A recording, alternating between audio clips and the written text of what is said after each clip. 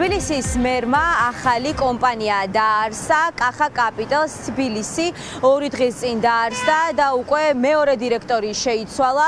კორუფციის მკვლევარებს უჩნდებათ ეჭვი, რომ კახა კალაძე შესაძლოა გეგმავდეს პოლიტიკიდან წასვლა და სწორედ ამას ემსახურებოდეს მისი ფინანსების მოწესრიგება და აპირებდეს, რომ თვითმმართველობის არჩევნებში მონაწილეობა აღარ მიიღოს. ამას ამყარებს ასევე დედაქალაქის მერის გაკეთებული ბუნდოვანი განცხადება იმასთან დაკავშირებით, რომ ხვალ თუნდაც შეიძლება ის პოლიტიკაში აღარ იყოს.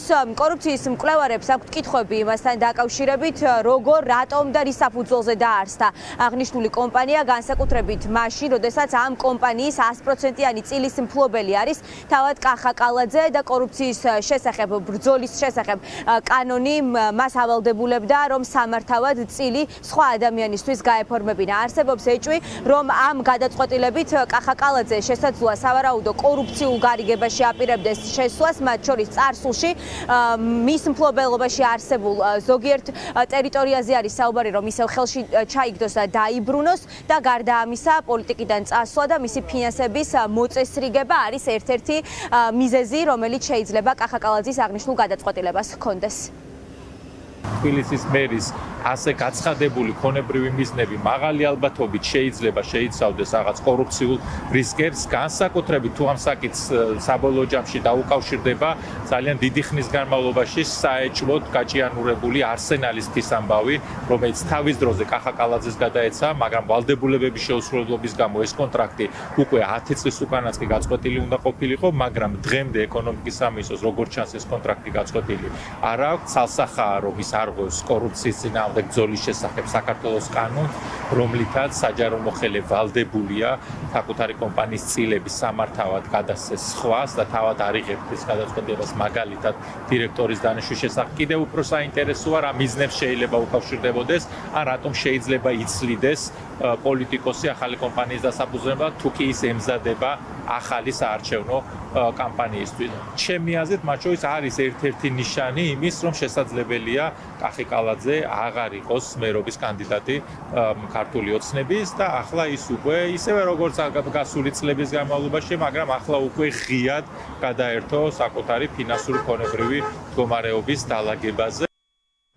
შპს კალა კაპიტალი თბილისის პირველი დირექტორი იყო კახა კობა ივანოვი, ის არის არქის პარტნიორი და კახა კალაძის კომპანიების მმართველი. სხვადასხვა დროს დღეს კი ახალი დირექტორი დაინიშნა აღნიშნული კომპანიის, ეს არის ლანა ხასიდაშვილი და სხვათა შორის ნოტარიუსი ორივე შემთხვევაში მერს კაბინეტში ესტუმრა.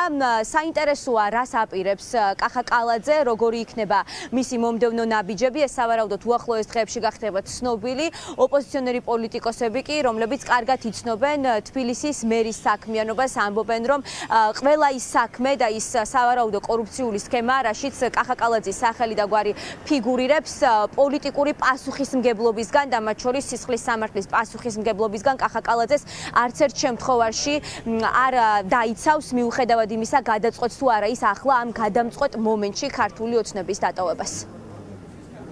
თანამდებობაზე ყოფნის პირველივე დღეებიდან კახა კალაძე აგრძელებს ბიზნეს საქმიანობას, ოღონდ ეს ბიზნეს საქმიანობა ხორციელდება თბილისელების და ქართველი ხალხის ხარჯზე. არავისთვის არის ასევე საიდუმლო ის, რომ ის ოპერირებს სხვადასხვა ადამიანების საშუალებით, რომელთა უკანაც რეალურად დგას კალაძის ბიზნეს ინტერესები.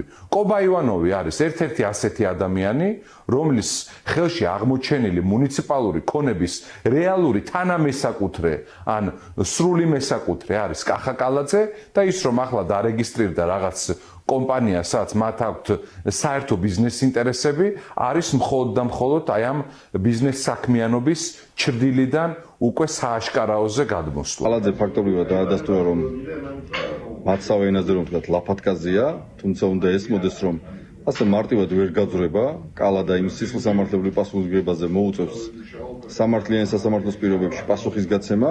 ასევე მნიშვნელოვანია, რომ ესმოდეს, რომ იმ ძალადობებზე ისიც არის პასუხისმგებელი ბიძინა ივანიშვილთან ერთად, კორუფციაზე, მომპარაობაზე, თბილისი რო ფაქტობრივად გაანადგურა მისი ურბანული მიმართულება და შესაბამისად ასეთი დამშვიდობება ფაქტობრივად როგორც დღეს შემოგვაპარა, კახი არ გამოვა. მიდის თუ არა კახა კალაძე პოლიტიკიდან ამ კითხვას პასუხი სავარაუდოდ უახლოეს პერიოდში გაეცემა, თუმცა ის გარემოება, რომ თვითმმართველობის არჩევნებამდე 4 თვით ადრე დედაქალაქის მერია არსებს ახალ შეპესეს კომპანიას ცვლის დირექტორებს და თანაც ამ ყველაფერს აკეთებს კანონის გვერდის ავლით, ნამდვილად ძალიან ბევრ კითხვის ნიშანს აჩენს.